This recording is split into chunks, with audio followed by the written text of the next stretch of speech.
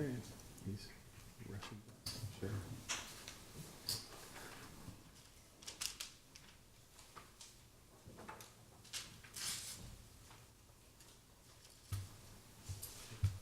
Tick tock. Here he comes. No? That was me. That was you. Sorry.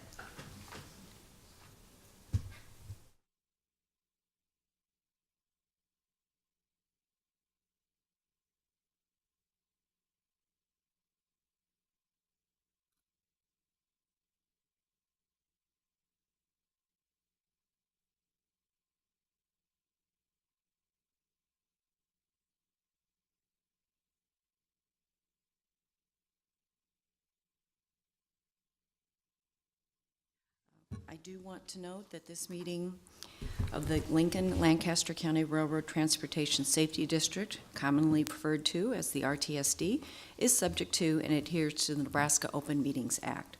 A copy of the Open Meetings Act is available for inspection and is posted by the entrance to this room. The RTSD agenda and all the materials that are being considered at today's meeting were posted on the RTSD website on Wednesday, November 22nd, 2017. The RTSD website is also accessible by links from both the City of Lincoln and Lancaster County's official government sites. In addition, on November 28th, the meeting agenda was posted on the bulletin board located in City Hall, first floor, 555 South 10th Street. A copy of the agenda is also available at the entrance to this room.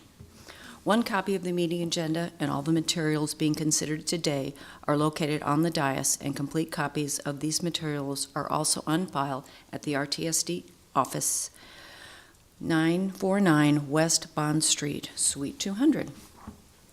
And with that, we will move to item 3 on the agenda, approval of the minutes from previous meeting. So moved. Second. Motion is second for approval. Any comments or corrections? Call the roll, please. Brinkman, Yes. Christensen, Yes. Shore, Yes. Wilchin, Yes. Motion carries unanimously. Item 4, report of financial statement activity. Good morning, Liz Thannell from Lancaster County Budget and Fiscal Office. You have the report in front of you that runs from July 1st to November 20th of 2017. You have tax revenues of $1,706,100 to date. Interest income is at $39,903. So your total receipts to date are $1,746,003. Expenditures, you've paid out $33,808 in commissions. Operating costs are at $18,793. Construction project costs are at $10,082,563. So your total disbursements to date are $10,135,164. The last reconciliation of the bank on October 30th, you had $493,743 in the bank. There was a transfer pending of $17,883, which left you at $511,627 cash, with investments of $10,742,666. So your total fund balance on November 20th was $11,254,293. And the bottom of your report shows where all of your investments were at. You had about a third of them in a money market at about $3.5 million, 3 different money markets, and the rest were in CDs. Questions for Liz? Are those the interest rates that we're seeing at the bottom there, along with the name of the financial institution? Mm-hmm. Okay. Okay, I will move approval of the financial statement. And if we need one, do we need an approval of that? No? Well, No. Yes. I think is that a yes? Okay, so moved. Second. Motion and a second. We have been joined by City Councilperson Jane Raybold. Call the roll, please. Christensen, Yes. Raybold, Yes. Shore, Yes. Hoopton, Yes. Brinkman. Yes. Motion carries 5-0. Moving on, consideration of the fiscal year 17 final audit report. Morning, Tony. Good morning. I'm Tony Jarena with HBE LLP.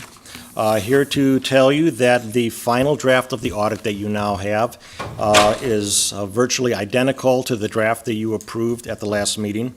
The only small change was an addition of a notation in the subsequent events note on page 12, note G, to note that the district in August of 2017 paid $10 million of its $20 million commitment to the City of Lincoln for the South Beltway project.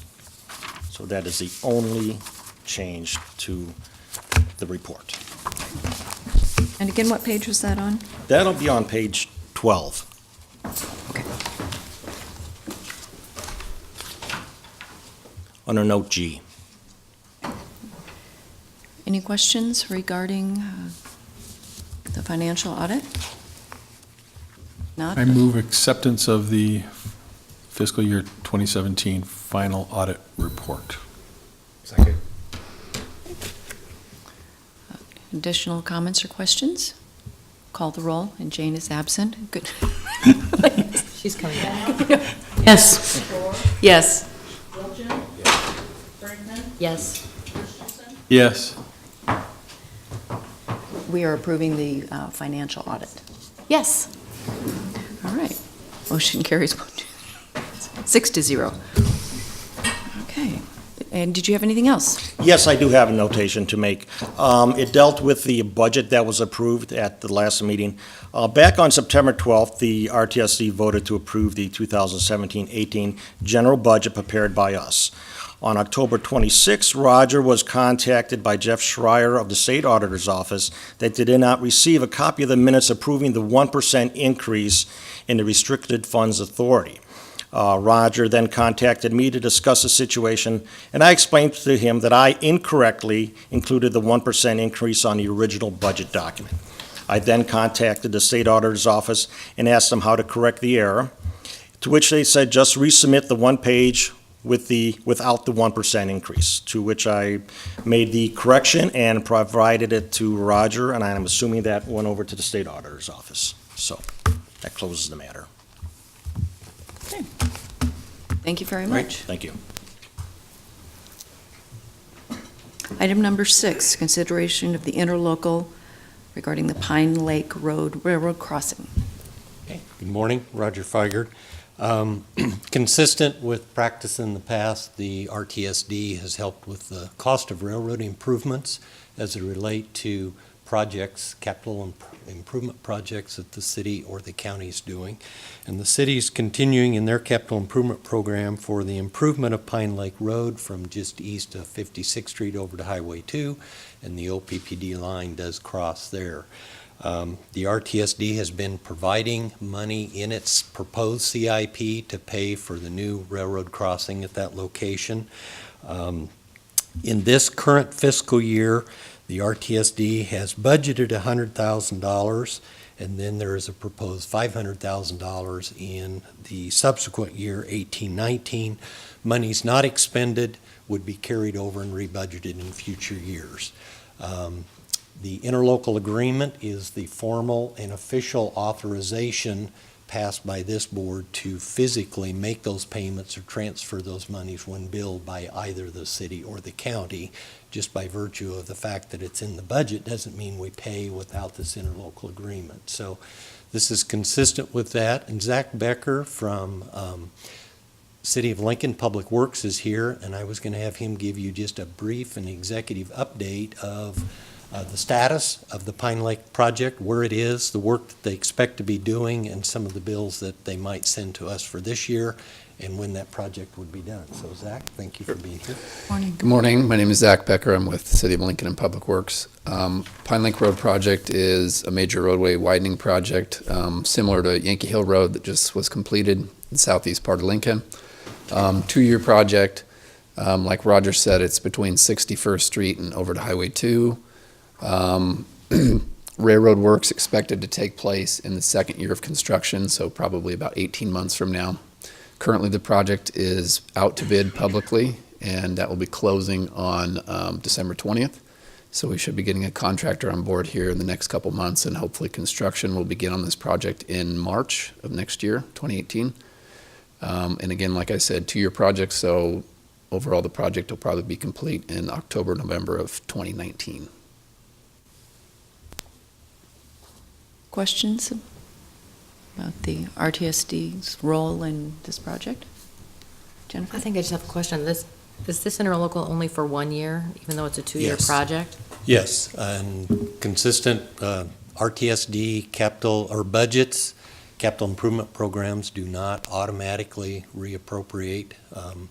So that is for 1 year and 1 year only. If the money doesn't get expended, we would propose rebudgeting that money in the upcoming year. This would be an authorization to spend up to $100,000 this fiscal year if the city bills us for those activities between now and July 1st. Okay. Is there a motion to approve the interlocal? So moved. Second? Call the roll, please. Raybold? Yes. Shore? Yes. Littleton? Yes. Brinkman? Yes. Christensen? Yes. Lamb? Yes. Yes. Motion carries 6-0. Moving on to item 7. Zach, thank you for being here. Consideration of the interlocal regarding the Jamaica Trail connection. Okay, without repeating myself, Sarah Hartzell from Parks Department is here. I'll ask her to come up. This is another city project in which the RTSD is providing cost sharing and helping to pay for a grade separation trail bridge in southwest Lincoln. And again, the RTSD has provided in its current budget for 17-18 $200,000. The discussion and the plan in our long-range plan and our CIP was that the RTSD could possibly contribute up to $600,000 over the next 3 fiscal years.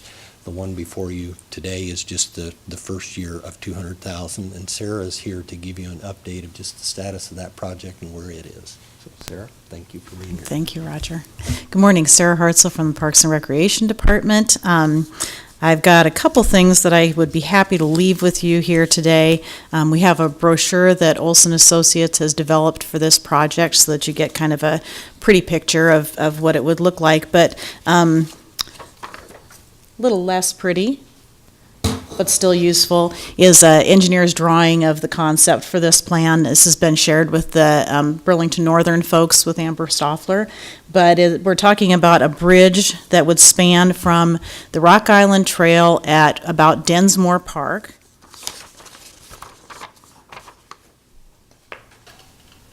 Got this map here. That orange square is pointing to the spot where we would make that connection. Densmore Park is right adjacent to that. We have the BNSF double line that runs down along the edge of Wilderness Park, and then Jamaica North Trail is on the other side of that BNSF. You can see from some of the photos that they've included in here, we have a significant trespass issue in that area. Despite the fact that there is not a trail that connects at that point right now, there are still a lot of cyclists that make that connection by running down the embankment and across that active railroad line. And you can see that the railroad has tried to alleviate that with some signage, and they do post personnel out there on occasion also to stop that activity. Little prettier picture of what that bridge might look like. Coming from Densmore down in the corner here, across the BNSF and over to an old railroad bridge that sits there that used to transport the Rock Island Trail, and using that to get down to the Jamaica North Trail, which runs along basically the parallel to the railroad there. So we'd be looking in this first year This winter, we would like to hire our engineer for the design. We've got a lot of preliminary work completed. It looks like the bridge will be about 150 feet long with an additional ramp that would be needed to get from the embankment edge to the bridge abutment. So we're talking about somewhere around 175 to 180 feet long, probably be, I think, our longest pedestrian bridge. We would be starting the engineering this year and working with the railroad to make sure that we have all the necessary permits, and then looking at construction in 2019. Is there anything you'd want to share about the fundraising component for the bridge? The fundraising right now has been mostly on a one-to-one basis. We have a gentleman who's working with GPTN to identify major fundraisers, and he's been quite successful. Now, I believe they're going to kick off a wider fundraising program this winter in February, March, to reach out to the entire community. That's the Great Plains Trail Network. Great Plains Trails Network, yes, sorry. Okay. I speak in abbreviations sometimes. Okay, on page 2, number 3, it says purpose. The purpose of this agreement is for the district to aid the city in funding for the project improvements. Now, does that imply the city has expenses it's going to be footing on this as well? The city is planning on putting $250,000 into the project, so roughly 1/4 of the funding will come from the So, city. RTSD money, city money, and Great Trails? donation. Yes, Okay. sir. Okay. Jane?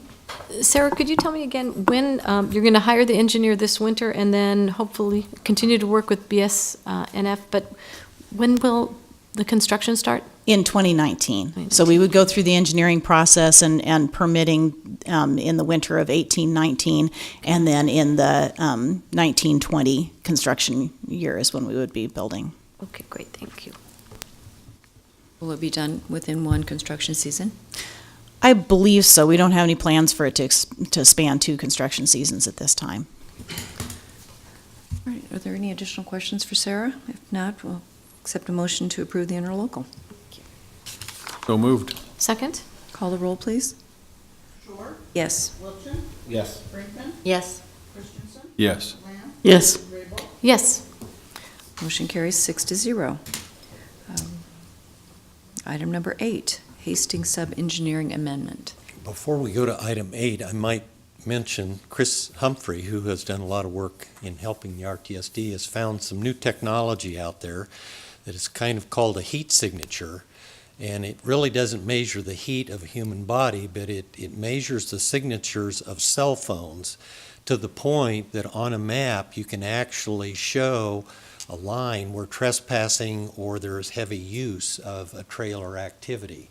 And I think that technology would be something that we can continue to use in the future, perhaps to measure priorities, how much use is on that trail. Clearly, and at some point I will, as we get that technology so it's easier to share that with the board so you can actually see the reference of how many people are actually trespassing down there on that trail location. So interesting how technology keeps growing. So Does it attach to drones? I don't know. Right now, it's simply measuring, knowing where you are with your phone. Oh. That application is uploading that and showing lines of travel on different routes and locations across the community. So, okay. Amy, if you would go to HDMI. The next item is consideration of the Hastings Sub-Engineering Amendment. What you have on your screen right now is the original drawing that we looked at when we were studying Quiet Zone through Southwest Lincoln, and that is the red line in that location in there. And as we looked at that and the discussion came up that maybe it made some sense, were there some other alternatives, we talked about, well, gosh, maybe we should run the trains around through Hobson Yard. So we entered into an engineering agreement with Olson & Associates to study what it would take to run a new track through the Hobson Yard area right here and see what that would cost and compare that back to quiet zones, pluses and minuses of all of those. What we found was let's see, let me put that down. So we went to the railroad and asked them about that concept. And this is a drawing that initially, when we scoped out the project with Olson and Associates, we were just looking at running a new track right through Hobson Yard itself. Well, as we got into that and started meetings with the railroad, they came back to us and said, well, they didn't want the track, they wanted the new track to extend east of Salt Creek. This is Salt Creek right here, the east end of Hobson Yard. And they wanted that track to come all the way back over here, which added several more switches and some complexity, a bridge going across Salt Creek. In addition, because if in fact this line was, oh, my fingers, I apologize, they shake too much. If we actually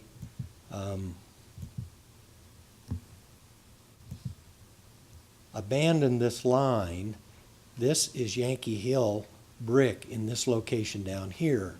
The railroad wanted us to add 8,000 feet of new parallel track down here so they could actually have a train setting there and still run trains in and out.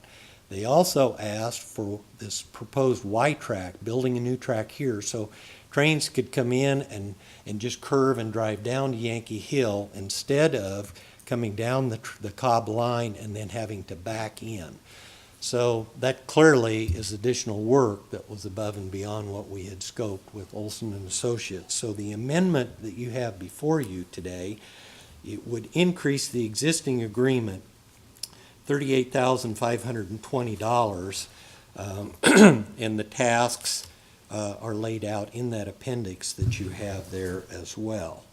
The reason that we're actually before the board today is the fact that within the existing budgeted item, there isn't enough additional budget to increase that improvement. If there's money in the budget, the chair and the executive director can improve amendments to engineering. But what actually happened was we have a $50,000 budget for this year, which I was expecting to take this amendment and still have a little bit of money left over. There was a $31,000 or $33,000 invoice of work done prior to July 1st that didn't get paid till July 1. That had to come out of this year's budget, which ate into the $50,000 budget. So we're here today asking for two things. One, the consideration of approving this amendment and increasing the contract. And in order to pay for that, I would suggest to you that we would take $35,000 out of miscellaneous engineering from 100, that would move that down to 65, and that 35 would be added into the Hobson Yard line item. So with that, I would certainly answer any questions, and Olsons are here today too, if you've got any questions for them as well. Jane, then Roy. So Roger, this is, this additional amount is only for the engineering work to take care of the changes that have been requested by the railroad, right? Yes. And will they also give us an estimate on the actual costs to do some of the? The goal at the end of the study is to have a cost, there's also dollars in here for a cost-benefit ratio. To see that, and yes, the goal would be to have an updated estimate of the actual costs. Just because the railroad has asked for these improvements doesn't mean that we automatically may pay for them. I think there are some of us that feel that these might be betterments, but you can't blame the railroad for asking for perhaps betterments or improving their situation. We may or may not be paying for them in the end. That would be if we have a cost-benefit ratio that you all believe in, and if we have a project that we believe is appropriate, the board could take action on that later on. Okay, thank you. Roy? Okay, it might be nice at this moment to just review the why of this project. So people out there that we've been getting some correspondence questioning the purpose of this, so please just review briefly the purpose of making this kind of change. Well, the whole purpose is the RTSD has been doing quiet zones all across our community, which simply is putting in safety improvements at arterial, at-grade street crossings with railroads, medians, gates, lights. And this Hastings line that the Amtrak line runs on in southwest Lincoln, and why don't you go back Amy to HDMI. We started that study again and started looking at creating a quiet zone. And the costs on that were not insignificant, probably in the 5 million plus or minus range. So as we looked at all of those crossings down through there, we can quiet the horns, but you still have the conflict daily between trains running and cars trying to come back and forth on those arterial streets. So the board at a public meeting said, well, maybe we should rethink that. You can improve the safety, but you still have the conflicts. Is there an alternative project that improves safety, reduces the conflicts, and overall is better? And so that's where this idea came up to restudy, and instead of doing a quiet zone along that Hastings line, that we would actually rebuild and send that line through Hobson. So, Roger, what are the implications for this project as the city expands westward into that area between that Hastings line and the proposed bypass? As the city expands west, certainly traffic will pick up on some of those other roads, so there will still be some of those at-grade conflicts out there in the future. But more of that area is in the floodplain. I expect a little less density in development along that line. So while the vehicular traffic will still have that conflict, and that probably grows in the future, it would be at a much less rate, I believe, than the current line over here. Today Van Dorn's got 5,500 cars on it, South Street 4,000. Those numbers diminish quite a bit as you move further west. And maybe this would be a good time to also reference that we've received several letters, and several of you as elected officials got letters from ProRail Nebraska, and they have come out officially saying they're in opposition to the project. They have graciously invited me to their next board meeting, which is this coming Saturday, and I think they're very interested in knowing more about the RTSD, what its mission is, thinking that maybe their vision and our mission are much more closely aligned than in conflict. So I'll be there to talk about the RTSD and also talk about what the goal of this project is. And certainly no final decisions have been made to abandon that line, which they seem to be opposed to. So I want to go and listen and make that presentation. We'll report back to the board, and we'll keep them involved as a stakeholder as these projects move ahead. Did you, Todd? I did. And thanks, Roger, for mentioning that, because that was something that, we had received a copy of that letter. And I've worked with ProRail in the past, and they're very knowledgeable about issues related to both commercial and other freight types of rail passage issues. The question I had, and Roy asked the why, I'm going to ask about the when. What? The when. When? Like how long? The changes that we are proposing, or we're looking at, that were proposed by the railroad. I mean, I think one of the issues for those that are concerned about this study is that it's potentially delaying the inevitable quiet zone. And so I don't know if you could explain kind of as a time frame. Well, I would hope, and we're so dependent on the responses or lack thereof from the railroad in getting information back. I think our hope was to have a report at this meeting of kind of the status of that. The railroad has asked for the extra. So I guess, again, the goal would be by the end of this fiscal year to have some better numbers so this board could take into account, do we go back to a quiet zone? Do we look at an abandonment? What is the schedule to do those? Even if we had a decision at the end of this fiscal year, you're talking about several years minimum of design. It's easily 4 to 6 years out there probably before you would start. And it's possible there could be some other alternatives that come up besides just a quiet zone. There are some other treatments that perhaps could be done to those crossings as well. So, I feel bad that we're maybe holding things back.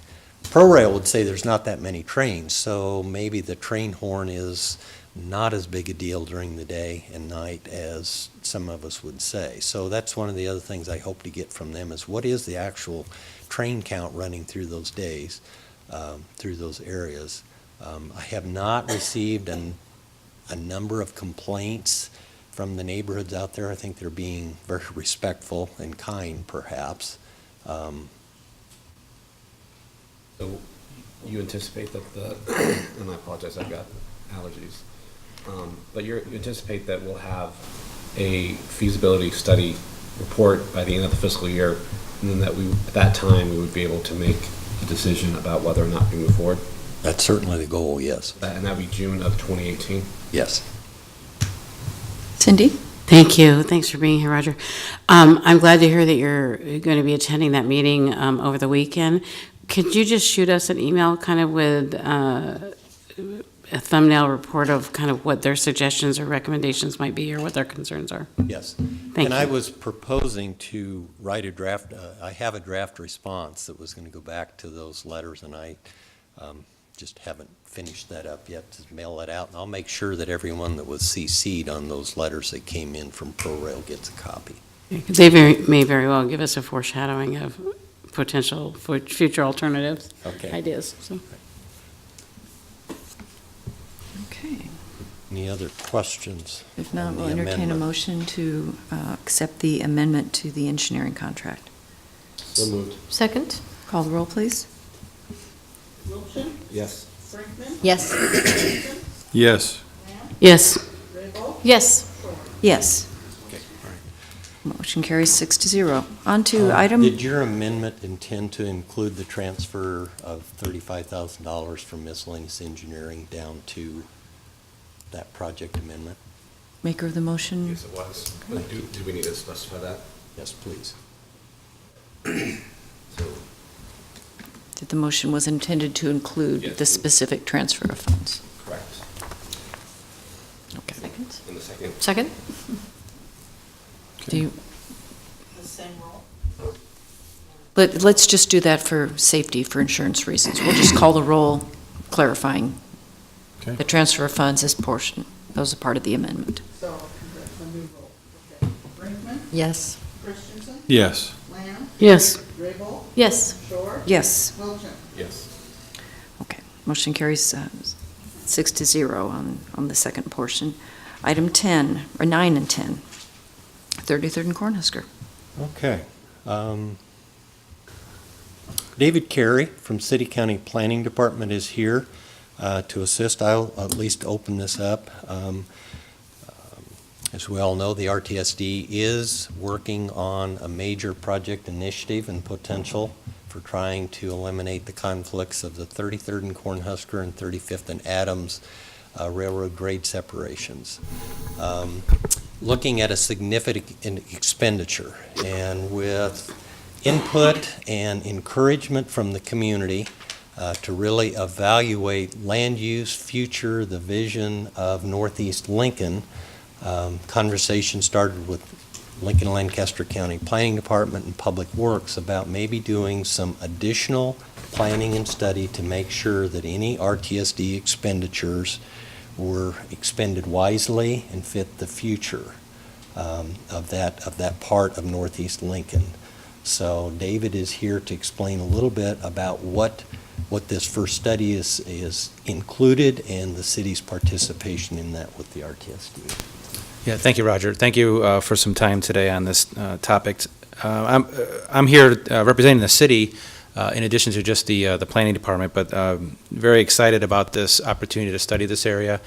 It became clear that there was interest and a need to take a closer look in a sub-area manner and land use manner at this area in coordination with this major improvement. And many of you sitting up here had this idea and/or were very supportive of this idea, and I appreciate that.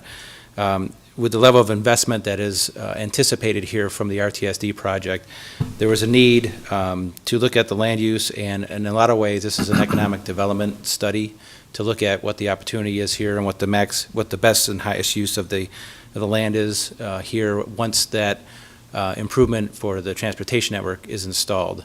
As well as just needing to coordinate the land use and the design of the overall improvement for the RTSD project. So what has happened basically is that we have, and are bringing forward to you today, the opportunity to have an agreement between the RTSD and the city not only to coordinate on this, but on a financial basis to allow for a coordinated study to move forward. And that study includes a land use, look at things in the sub-area as identified, as well as a look at the corridor, because the corridor is an important piece of this because that entryway in and out of the area for the city in and of itself, as well as for this area, there's some opportunities there to improve how it looks and how it functions, in addition to how it interacts with this major transportation improvement through the RTSD project. So the planning department was able to bring forward some monies to help pay for the city portion of the cost. I would take this opportunity to thank directly and appreciably the Public Works Department to basically pay the balance of that, to make sure that this study on the planning side of things is done well. Our consultant team that's been put together for this is excellent. Olson Associates is here as well to represent that consulting team. But they will do an excellent job. I'm very confident in that. And the scope of services that's been put together is very good in the sense of really getting into the issues that are here, as well as coming out of the other end of this with a very good study and a plan of action to be coordinated with the RTSD project. So with that, I'll stop and see if you have any questions. Todd? I know I've had conversations about this study, but can you refresh my memory? What are the boundaries of the study? Very good question. Coming from our scope of services, this is the map that we have there. So wait for it to come up. There we go.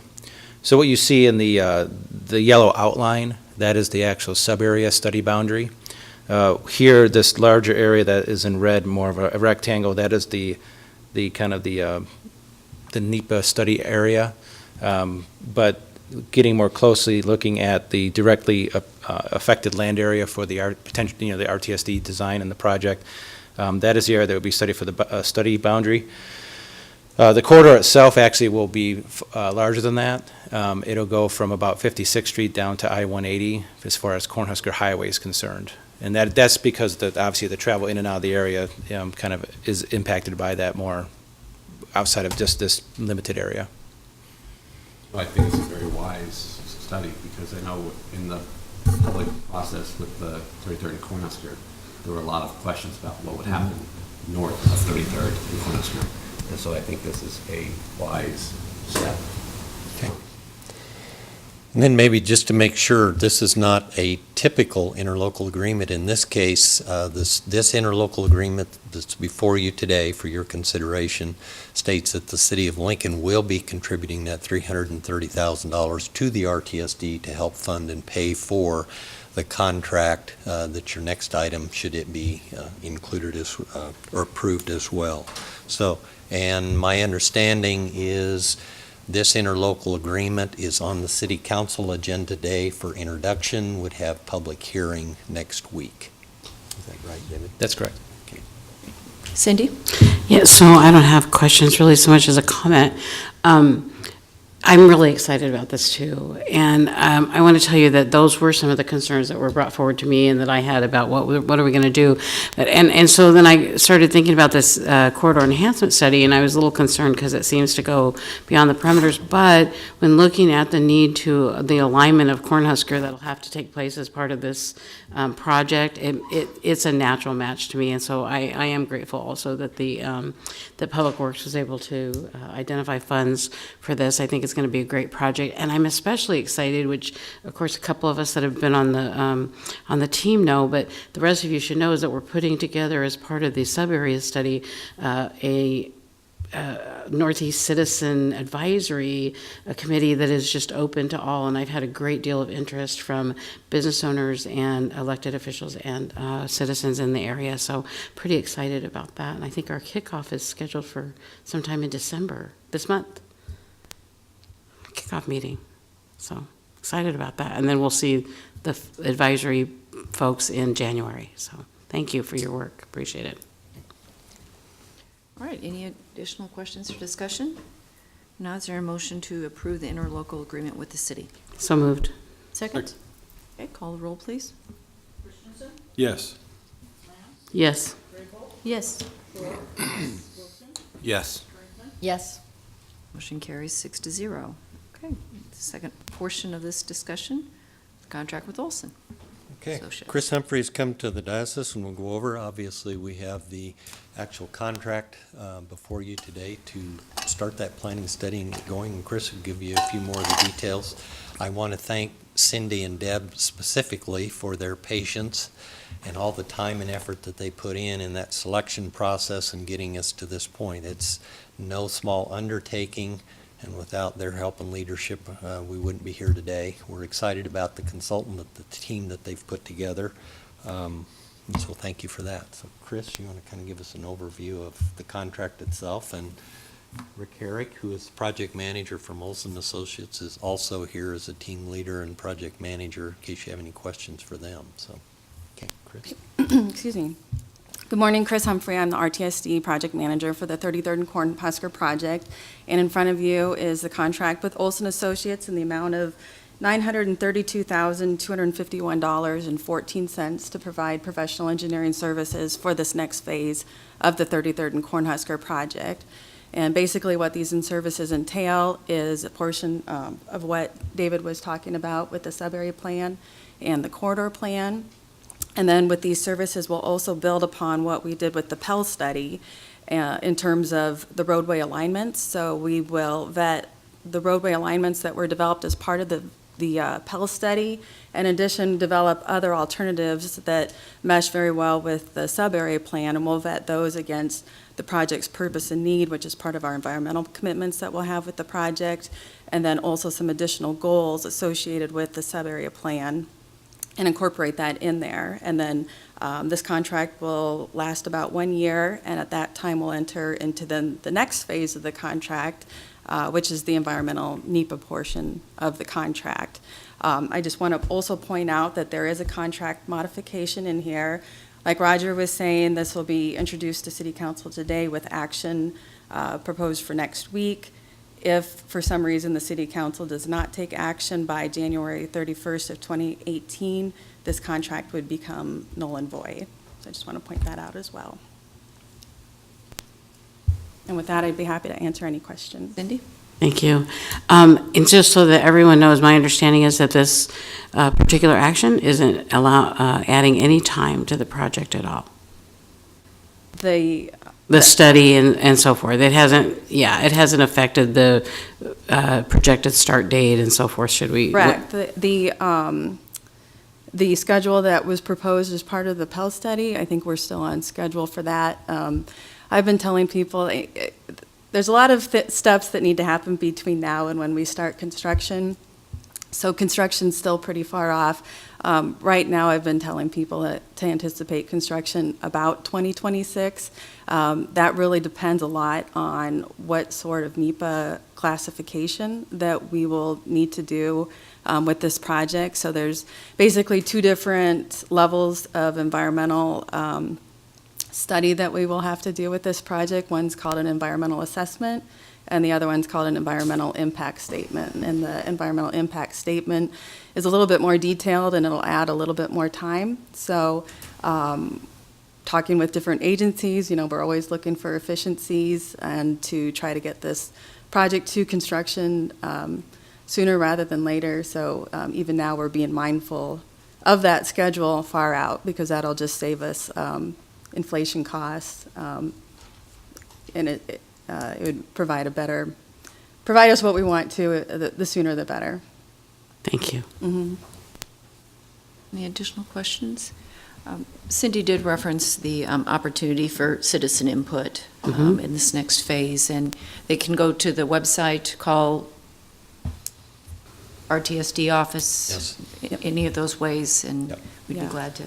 The website is 33rdcornhusker.com, so people can contact any of you, and then you can just funnel maybe those requests through me, and then that'll be one of our discussion items. This advisory committee is something that's new that we didn't have with the Pell study, and that just gives us an opportunity to engage the public at a little bit higher level, that we can have this group of people, of really community champions, that we can discuss and work through topics that come up during the course of this. And we're anticipating this advisory group to meet from now basically until we complete final design. And it's really the opportunity more now for a community branding opportunity as opposed to just looking at the design of a single dual bridge structure. So picture's a little broader now. Any other questions? If not, is there a motion to approve the 33rd and Cornhusker contract with Olson Associates? So moved. Second. Okay, call the roll, please. Lamb. Yes. Raybold. Yes. Shore. Yes. Wilson. Yes. Yes. Christensen. Yes. Motion carries unanimously. I look forward to a long and prosperous relationship. Moving on to budget status. Okay, one of the attachments online was our fiscal year budget and expenditure report, and attached also with that was the 12-year CIP. I think it's always important for us in the community to keep those two documents together, with the RTSD only approving an annual budget.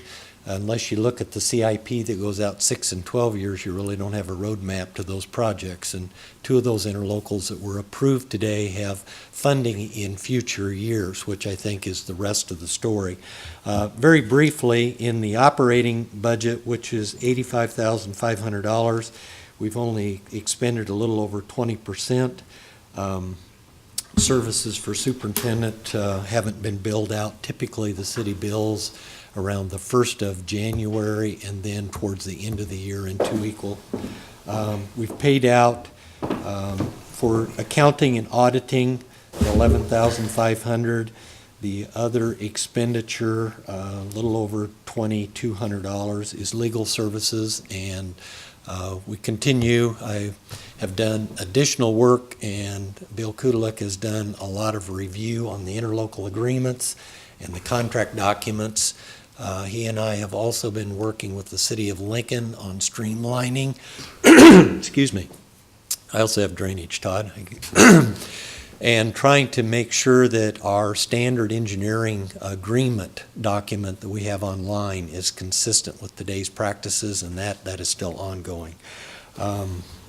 Within the actual capital improvement portion, it shows a large expenditure of over $10 million. The big piece of that obviously was the $10 million expenditure to the city for the South Beltway.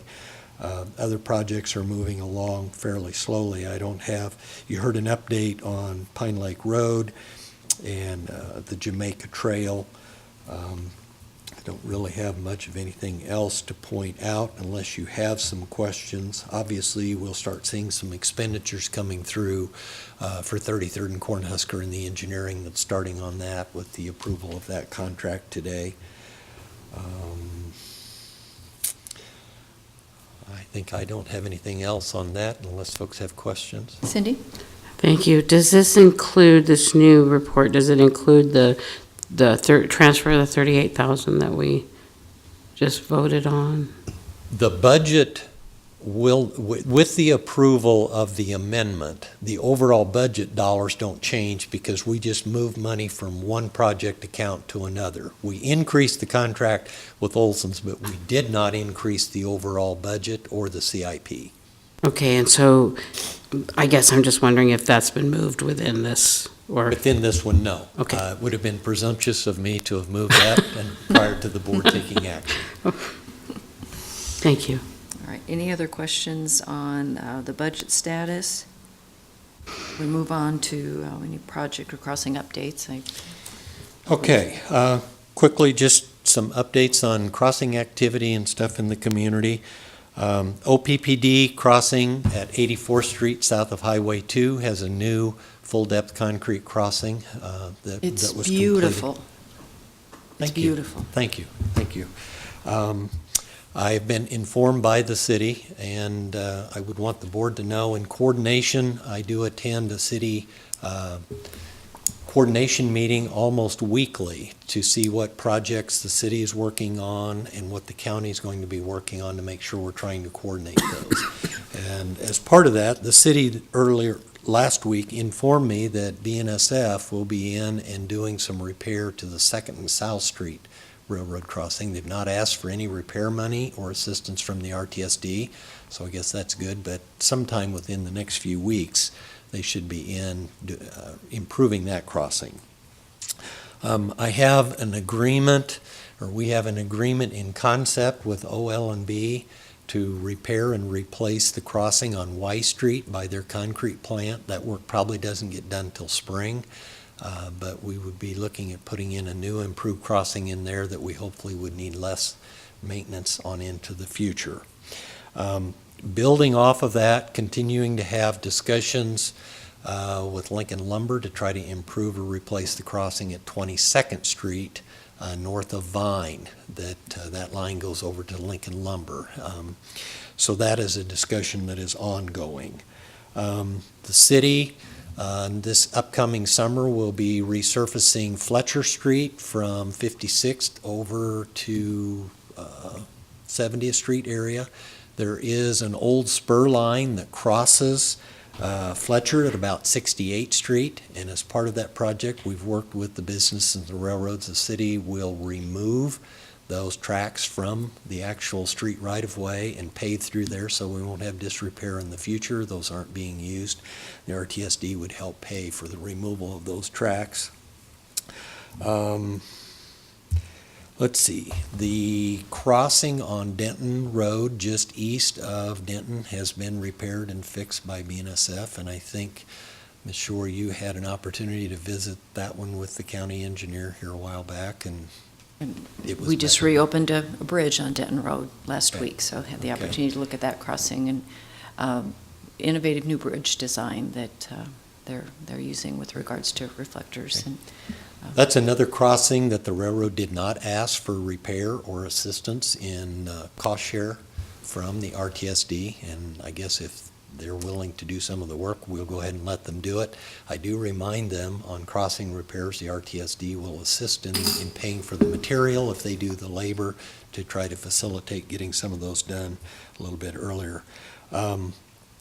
We had sent drawings with alternative solutions to West Woodstruck Road in the far southwest part of the county. We sent those to BNSF, and we have not yet heard back from them on, do they have a preference on one repair, one alternative over the other. We're trying to push them to get us some response back, but we don't have anything on that. I also talked with the county engineer this morning. We decided there wasn't anything pressing that required her presence here this morning, but I would remind the board, both the city and the county have street crossings of railroad tracks that markings, the paint that's showing and advising people that railroad crossing is coming are needing to be updated. In fact, I think they need to be repainted out there on West Denton Road.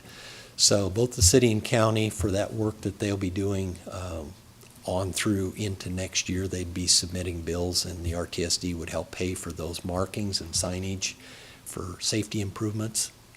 Those are required by the Manual on Uniform Traffic Control Devices, so they are a legal requirement, and the RTSD will help pay for those. That's kind of where we are on crossings. I know there's a couple of other crossings north of Lincoln along the UP line that the county engineer and I continue to want to work with the Department of Roads on some improvements up there, but we'll keep working on those in upcoming years. With that, I'd answer any questions about it. Anything else on crossings or projects? project in every quadrant of town underway. So, any final questions or for Roger or any of the other team members that are here? If not, we'll look at item 13. The RTSD meeting schedule for 2018 is as listed. Always 11 a.m., but alternating Mondays and Tuesdays. This time we'll take any additional public comment on non-agenda items. Seeing none, is there a motion to adjourn? So moved. Second? Call the roll, please. Yes. Yes. Yes. Yes. Yes. Yes. Motion carries. We are adjourned. Thank you very much.